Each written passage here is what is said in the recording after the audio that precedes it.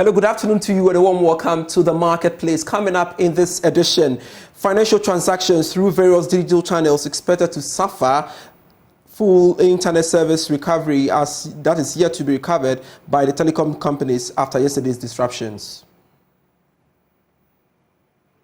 Also in this bulletin, we ask, will Ghana's parliament pass the consumer protection law this time round as Ghana joins the rest of the world to mark Consumer Rights Day? We will discuss that.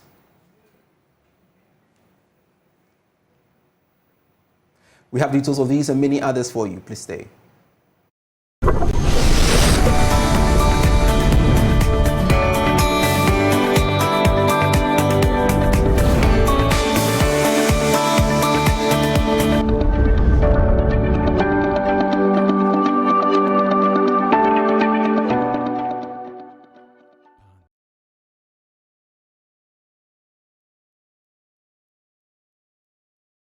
Thanks so much for your time. I am Pius Kojo Baka. We can now settle for the details of our stories now, and financial transactions through various digital channels suffered by banks and mobile money operators are expected to suffer today. And this is because full internet services are yet to be restored by the telecom companies as at this morning. And we've got to make sense out of this impact on the financial sector. Let's go live on the telephone lines and speak to financial analyst Bernard Oseitu, who is also the chief executive officer of Capital. Bernard, thanks so much for your time here on the marketplace. Now, help me understand the impact of this on the financial sector so far.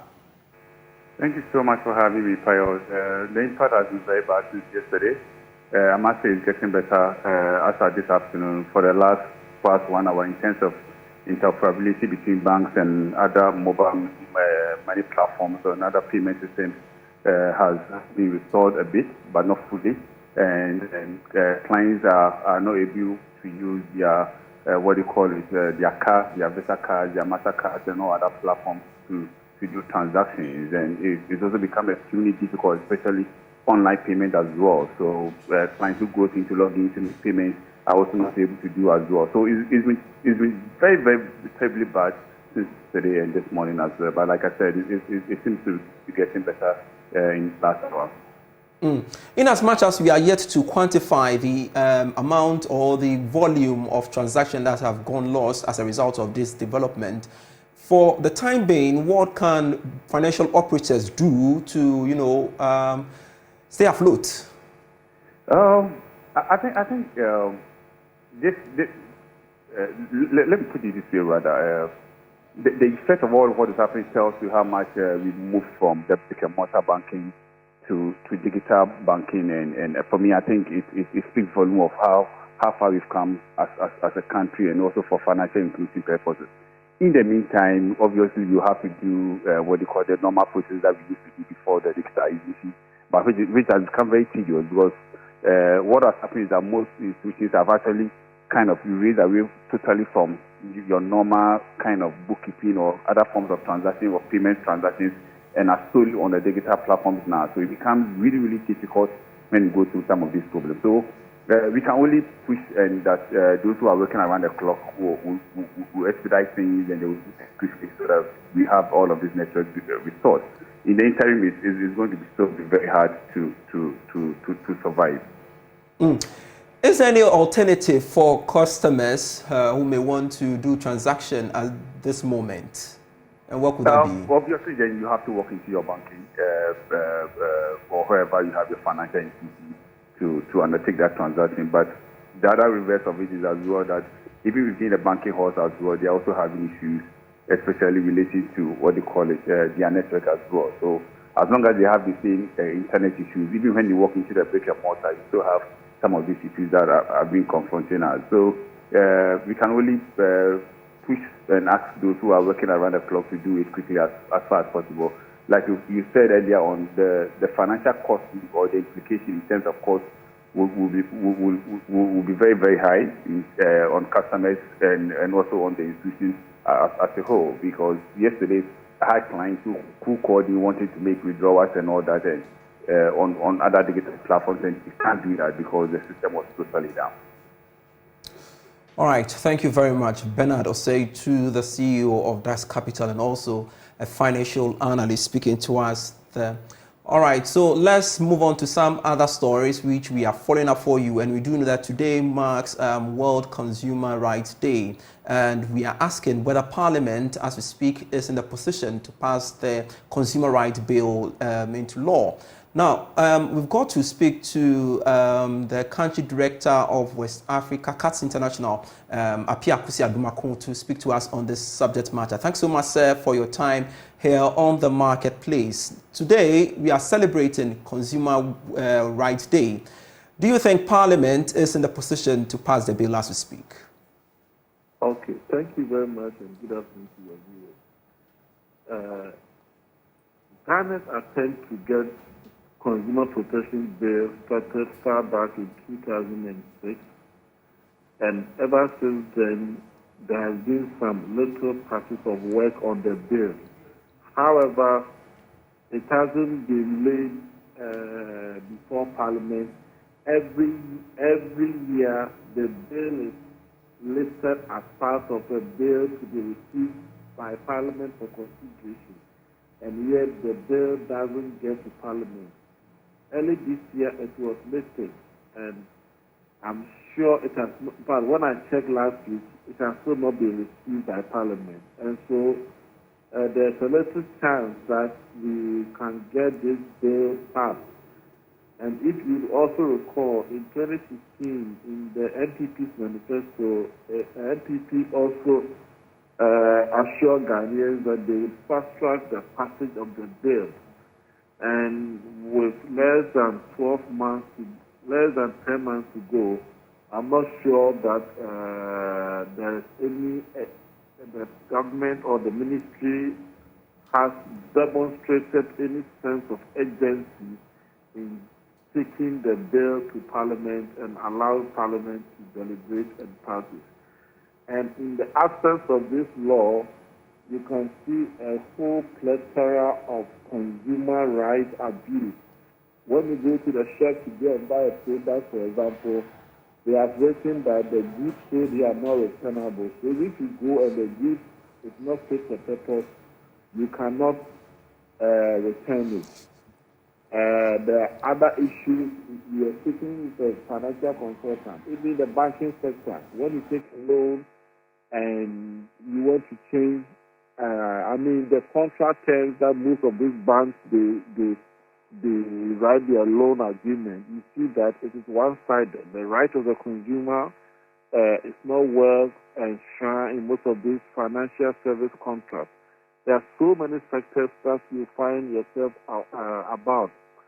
So it's very bad, and it's sad that today we join the world to celebrate the World Consumer Rights Day, and Ghanaians do not have a consumer protection law. And I'm struggling to identify why the bill has delayed. But do you think that consumers, they themselves, have been educated to appreciate the relevance of this bill?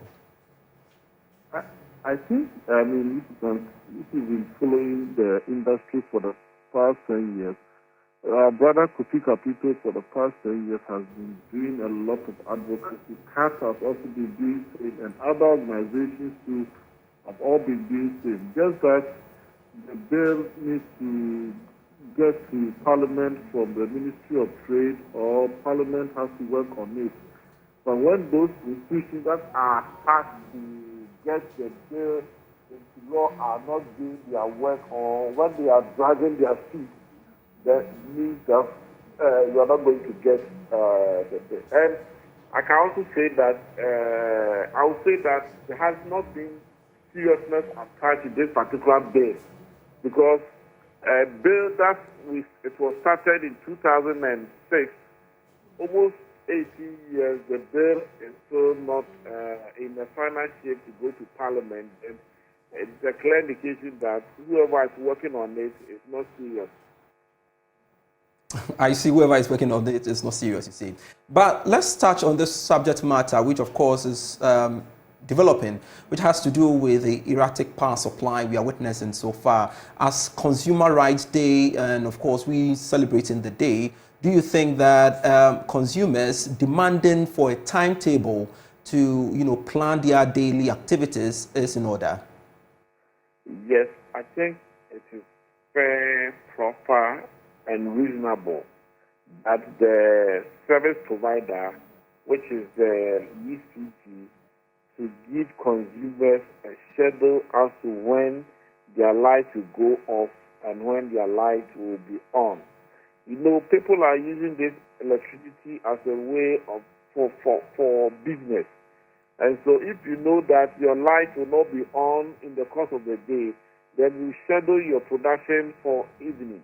If you know your light will be on in the day, then you come to work in the day. And here is the case, you don't know when your light will go off or on. You'll be working and then suddenly your light goes off. And this is the first time we have been through this crisis before. I remember in 2014, a similar thing happened. PURC demanded, instructed ECG to come up with a schedule within 48 hours, and which ECG complied. I don't know why this time PURC is not instructing ECG to do so. I mean, it's very bad. It's very bad, and if we allow this thing to continue, it will also impact on public safety and also health of the economy. And it's become like a double agony as we speak now, internet challenges now, and there are also concerns that, well, the telcos have to compensate customers after these challenges have been resolved. Do you share that? I think compensation is this issue was a problem that came from the upstream. And so the telcos like Vodafone or now Telcel or MTN, they buy these services from the upstream. And the causes of this crisis, of the internet outage, was also, we've been told, was some form of an earthquake that happened undersea that caused all those things to happen. And so I think we cannot, by as a matter of right, to demand for compensation, but maybe the telecom company by their own work can decide to maybe give free bonuses to Ghanaians to kind of work, to give some free extra data to compensate for the losses in the losses occasioned as a result of the outage. And for me, I wouldn't ask for compensation as a matter of a legal right. Thank you very much, West African Regional Director, CATS International, Apiakusi Adomakun. We are grateful for your time here on the marketplace, speaking to us on World Consumer Rights Day. And we've got to make progress to some other stories. And the chairman of the Finance Committee of Parliament, Kwawu Kwating, has justified the $400 million World Bank support to the economy. He's been speaking on PM Express Business Edition with George Yafe. I am one of those who believe that if we don't put our act together, we are putting our democracy at risk. I mean, the way we have been overspending our forex earnings, and people are now unwilling to lend to us. If the resources coming from these multilaterals, the international public service, if those facilities dry up, what it then means is that you're going to have your fueling stations queues because money to import fuel, you don't have the forex to do that. You do not have the forex to keep your light on. You do not have the forex to buy critical medicine. In fact, right now, the deficit between what we're able to earn as forex and the forex expenditures we have, that gap is being financed from these World Bank facilities. If we take them off the table, we're throwing this country away. Both World Bank and IMF. Yeah. both World Bank, because of the IMF program, the World Bank has some support for us. Okay. Now, and the IMF program itself is based on the fact that the World Bank would continue to give us some support to create a certain fiscal balance to the extent possible. That is how you get your IMF. So they go together. Now, I am one of those who would urge my colleagues in Parliament to approve this 300 and the 150. The 300 has been approved, but there's an outstanding 150. In these critical times, these are the only source of forex for financing the gap. So if we want to keep our country together, these facilities we must continue to approve. If we don't, and the queues come, and we cannot get critical medicine, who knows? Our democracy may suffer.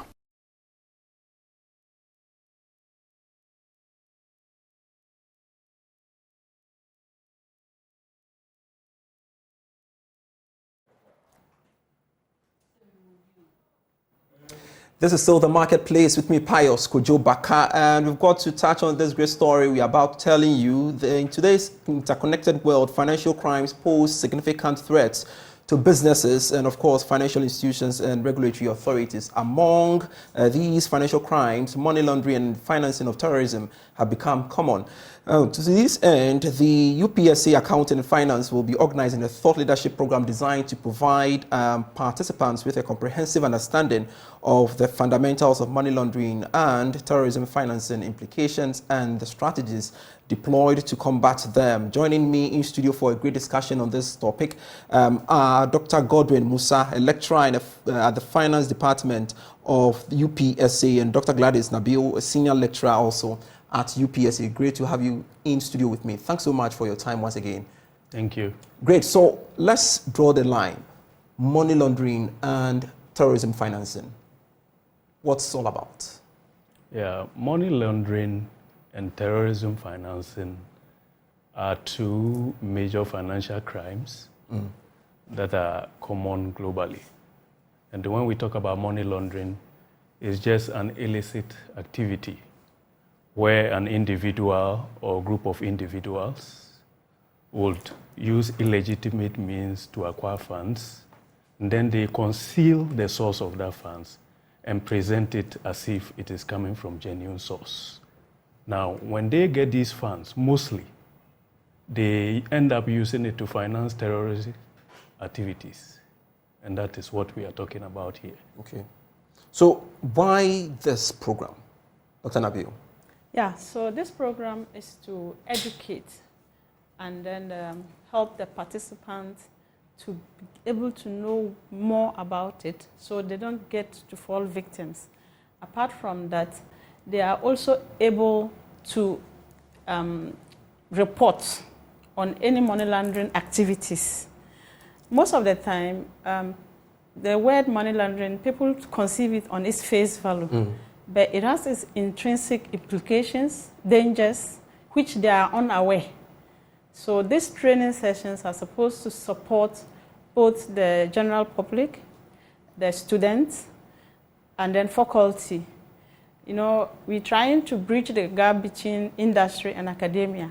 So we are going to help FIC in this fight so that money laundering will not be in Ghana, or we can curb it very well. Great. So talk to me about the relevance of this in connection with, national development. In fact, it has even a global implication, because if you look at it, around 2 to 5% globally, money laundering is about 2 to 5% of GDP in terms of the global GDP. So with this, you can be sure that the activity is quite huge. And a country risks its financial market activities and even in terms of financing, because no investors would like to be associated with a country that is involved in money laundering because they risk being victims. So when the education is gone down there and everybody is aware, guard themselves against it, to go a long way to affect the whole country. And then the country would be in a good position to be in a good place at the financial market landscape. And I know that there are some, interventions in that regard, Dr. Musa, and this is coming to you. But how well have we fared as a nation in combating money laundering and financial, basically terrorism financing? Yeah, like my colleague said, it's a global challenge. And all over the world, nations are trying best to fight it. As a country, the Financial Intelligence Center is the regulatory body mandated to look at money laundering issues and the combating of money laundering. However, the fight is not for them alone. It takes collaborative efforts. That is why these training sessions are important, that all participants who are going to be involved in the training will have something that they will take home concerning anti-money laundering measures and how we can apply them to combat the menace. All right, so when is this happening?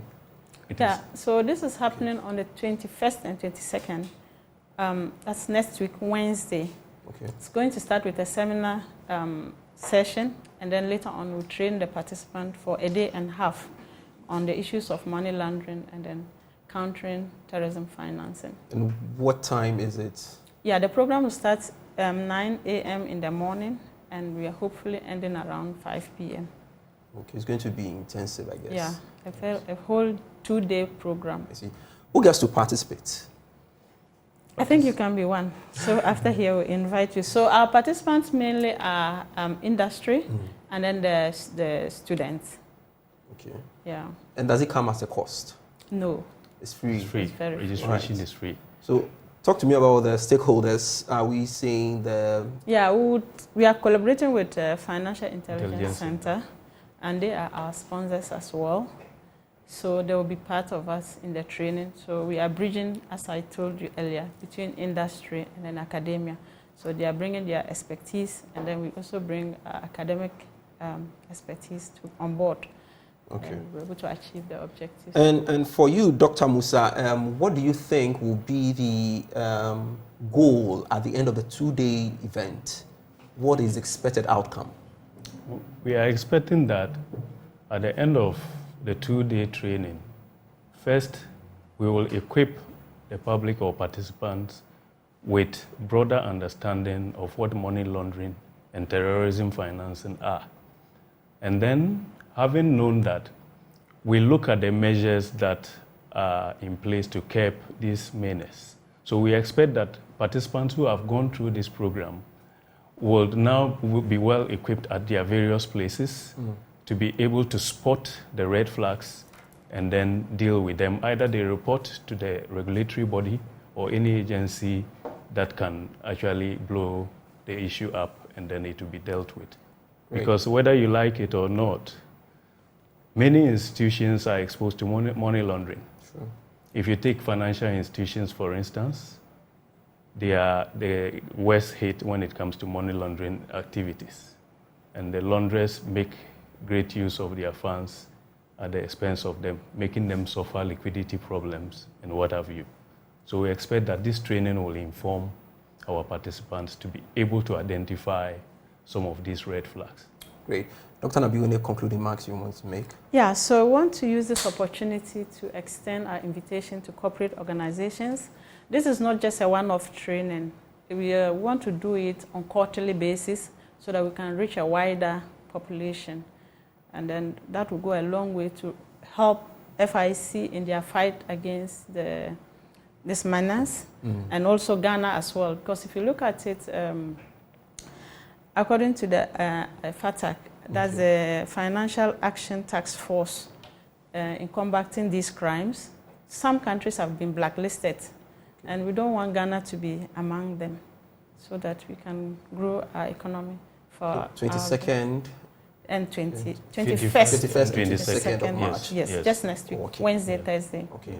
All right. Thank you so much for your time here. You're welcome. Joining me on the marketplace, speak to me on, of course, combating financing, terrorism financing, of course, money laundering. You do make a date and join them at the UPSA. And of course, Dr. Godwin Musa is a lecturer, Department of Banking and Finance, speaking to me here in the studio, as well as Dr. Gladys Nabil, Senior Lecturer, Department of Banking and Finance, all of the UPSA. Thanks so much for your time. Thank you too.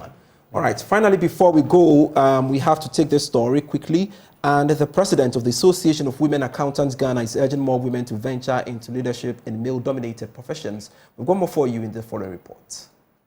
The ceremony witnessed the launch of the Association of Women Accountants Ghana's 30th anniversary and the unveiling of the anniversary cloth. Over the years, the association has championed the cause of female accountants in a predominantly male profession.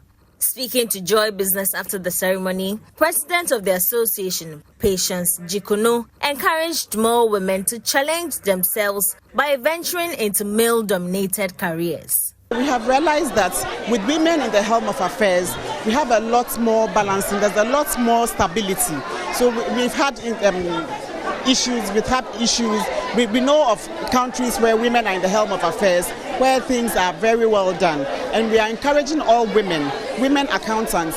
You don't have to fear to go into the male-dominated fields. Others have done it, and so can we. And so we are encouraging all the girl children. We are mentoring them and ensuring that they also come up to the heights where we have gone, and even better than where we have reached. The Director General of the Internal Audit Agency, Professor Eric Odro Osai, charged leaders of the association to work towards increasing the number of women in the profession. When your president gave her address, the figures she gave is not encouraging. We have a lot of work to do to increase women qualified accountants in this country. I believe and I trust that if you have women in the center of affairs, we'll see a lot more progress and development in our country. On her part, Vice Chancellor of the University of Ghana and special guest of the ceremony, Professor Nana Abba Apia Amfo, admonished women to embrace emerging technologies. 2 is to harness the power of technology. We must harness the power of technology to enhance our capabilities and streamline processes to improve productivity. Digitalization and the digital revolution and all that is associated with it, artificial intelligence, machine learning, data analytics, and so on, present unlimited opportunities for growth and innovation.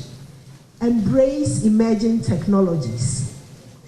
And because these enable us to enhance efficiency, improve decision-making, and unlock new possibilities for our clients and organizations. Never join the BBC wagon.